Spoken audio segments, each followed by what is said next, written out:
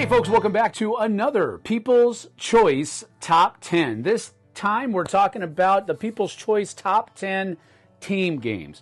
This is based on information that I compiled based on our September giveaway entries.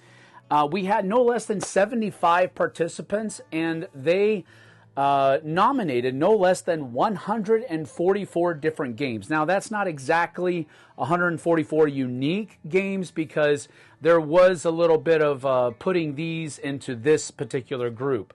So we'll talk more about that as we go through the actual list because I don't want to give any spoilers away before we get into it. But 144 different game nominations from 75 different participants. A little bit more stats here. There was no less than 52 points of difference between number 1 and number 5. And then from number 6 to number 10, there was only a 10-point difference. So it was a much tighter race in the bottom half of the top 10, and it was basically really spread out in the top half of the list. There was a 63-point difference from number 1 to number 10, and there was actually a tie for 10th place. Generally speaking, it was a great time compiling all the information. A lot of surprises from my point of view. So let's get to it. The People's Choice Top 10 Team Games. The two games that were tied for 10th was Sniper Elite with 18 points, and then Crokinole, of all things, with 18 points. I had to do a tiebreaker, so I looked at how many people nominated it first, and there were 6 on both sides. And then I had to go a step further for the tiebreaker, and I had to look at how those 6 people voted. So I broke it up into 1st, 2nd, 3rd, 4th, and 5th place and looked at how they did it. Sniper Elite had 1 vote for 1st, 2 votes for 2nd, 2 votes for 4th, and 1 vote for 5th. Crokinole, however, had 1 vote for 5th, 1 vote for 4th, and no less than 4 votes for 1st. So our number 10 is Crokinole. Now, I've never actually played an actual game of Crokinole. I've played around with the board, shot the discs around, had fun doing it that way, but I don't think I've ever played a game. Now, the 4-player variant apparently is what people really enjoy because I think all but maybe one of those 6 people that voted for Crokinole specifically said 4-player variant. So the 4-player variant is what people were voting for basically here. And so congratulations to Crokinole from winning that tiebreaker and just slightly beating out Sniper Elite. I've not played Sniper Elite either, but that is our honorable mention since it was tied for 10th. I'd really like to look into Sniper Elite, but I'd really like to actually play a game of Crokinole to see how it's actually supposed to be played. I've only dinked around with it, but congratulations, Crokinole is the people's number 10. Number 9 is a game called Decrypto, coming in with 21 points in the tabulation, and I've only played this one a couple of times. It has some cool elements to it. I like the back and forth, trying to get people to guess, I believe, if I remember correctly, certain words that are in a message, and you're trying to decrypt the message that the other team is trying to put out before they can figure everything out. It has that old 3D glasses look to it on some of the pieces where you have to use a red film on part of it and a blue film on the other part of it. I really liked the idea that this game put out there, but I've never really played it that much. I've only played it a couple of times, but I do remember enjoying it. But you guys voted it your number 9 team game, Decrypto.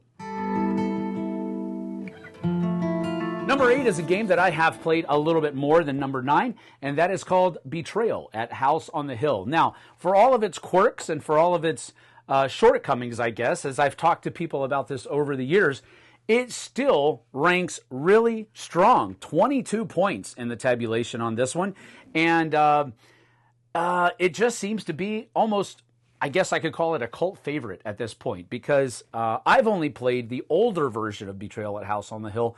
Maybe I've played the updated one once, maybe twice, but not a whole lot.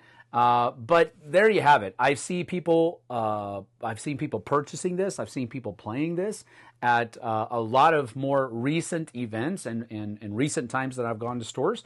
So it still has a following there, which is a pretty cool thing. This is a really kind of an old game. That is your number 8, Betrayal at House on the Hill.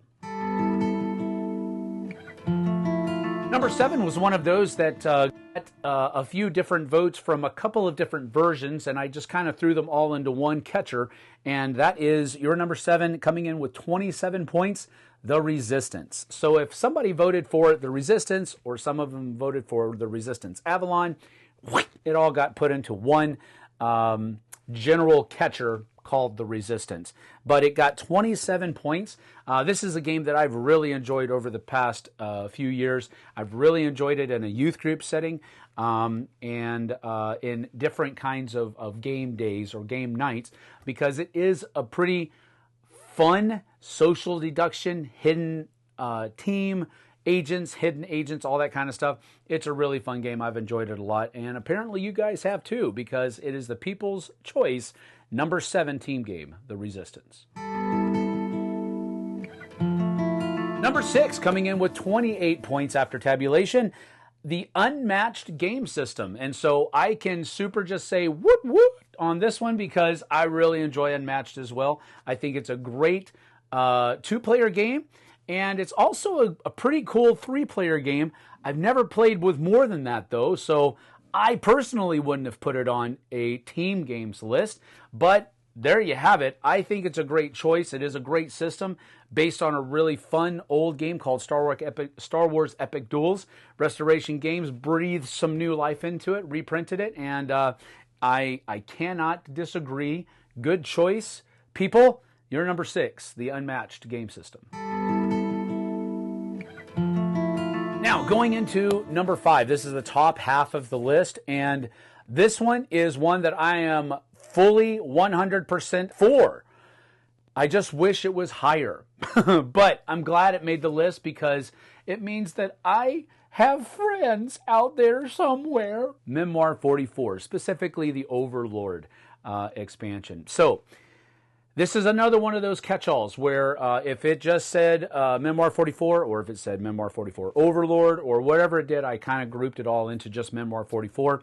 And this one came in with 29 points. Only 1 point more than the Unmatched game system. Both great games. I don't know that I would put Memoir 44 by itself on a team games list. It's just a 2-player game, and I know that it's 2 different teams, but we spoke about that in the announcement video when we were talking about that. But Overlord definitely is a team game. You have 4 people on each side. You have 3 field commanders and on each side, and then 1 general on each side. And the general is pushing out orders. And I just think it's a great system. It's an epic way to play Memoir 44. That's absolutely true. But that is your number 5 team game, Memoir 44, the Overlord expansion. Number 4 is a great game. It's basically a 1 versus all, which again does carry the feeling of a team game to me, because you have one team with one person and another team with a bunch of different people, and that is coming in at 38 points, quite the difference from the 5 spot, Fury of Dracula. Now, this is definitely a 1v-all, and I allowed 1v-alls for this list because you do definitely have one team against another, and I get it that there's going to be people that disagree. That's okay. You can disagree with me, but that's what we allowed for this list. So, Fury of Dracula, great fun game. One person takes on the role of Dracula. Everybody else takes on the role of the different hunters trying to track him down. And it's this great kind of deductive logic puzzle that you're trying to figure out to back Dracula into a corner and then finally defeat him. Really fun game. Came in with 38 points at number 4, Fury of Dracula. Number 3 was a blast from the past. I was not expecting this one to even enter the conversation because I think I don't necessarily feel like it's been outdone. It's just that there have been so many other games that have come out in its genre that I'm surprised people were still thinking about it. Coming in with no less than 40 points. After tabulation, Star Wars Imperial Assault. The OG Corey Konieczka Star Wars game from FFG. I've loved playing this game in the past. It has, when I left the Dice Tower, we kind of, man, what did we do? I think they still have it in their library, but I can't remember what we did with that copy, but I didn't have my copy anymore after I left the Dice Tower, and I just wasn't getting it played. I can't remember exactly, but this is a great game, great choice, and I think it's awesome that people are still playing it because I think it was a very great system. Really interested in picking up a copy of Mandalorian Adventures. I played it with Roy at Dice Tower Retreat, and that's another one, a new one that's been done by Corey Konieczka, and man alive, it just reminded me how much I enjoy Corey Konieczka's design space, so to speak. So, great pick. Number 3, Star Wars Imperial Assault.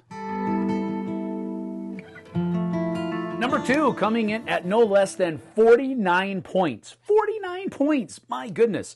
Captain Sonar. Now, I have played this one more than a few times. Not a whole lot, but this is a really fun game. Each side of the table has, I think there's 4 different categories or places, characters that you can take. There's a navigator. There is a captain. There is a weapon specialist. There's an engine room person, and I think that's it.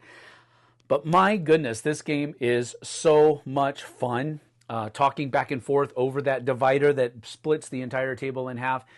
Such a great time. I'm very happy that it made this because this, to me, is one of the games that really kind of embodies what a team game should be like, where you can kind of hear what everything's going on and you're trying to make decisions on your side of the table before the other person before the other team makes their decisions. It's just one of those really fun team games that really shines in this category, in my opinion. So great pick, people. You did well. Number 2, Captain Sonar. And finally, number 1, and honestly, there was no question that this was going to be number 1 from almost the very beginning. It's just one of those things where, yep, this one's going to be number 1. Nobody's going to catch this. And that is Codenames, coming in with a whopping 81 points. How do you get points? If somebody voted on it for first place, it got 5 points. Second place got 4 points. 3 points was awarded to third place. 2 points for fourth place, and 1 point for fifth place. And so, depending on how you ordered your games, that's how many points were given to each of your spots. This one had no less than 81 points. Do the math. There was only 75 participants. So, 81 points out of 75 entries. That gives you an idea, right? Almost everybody voted for this. Not really, but a lot of people voted for Codenames. Codenames Pictures is my favorite version. I like doing pictures more than just having a grid of words out there. To each their own. This is definitely a popular game. We all knew it was. This is a great little fun exercise, I guess you could say, and it definitely, on your opinion, deserves number 1. Codenames with no less than 81 points. Good job and congratulations. And that's about that for the People's Choice Top 10 Team Games. Thank you for joining me. We do have our October giveaway going on right now. For more information on how you can enter our October giveaway and to see what we're giving away, it's a whopper. It's sitting right over there. I'm not going to show it. Go back and watch that live Q&A last Saturday morning, and you'll see how you can enter and what we're giving away. We'll see you guys and gals on the flip side, though. Thanks for being here. Take care.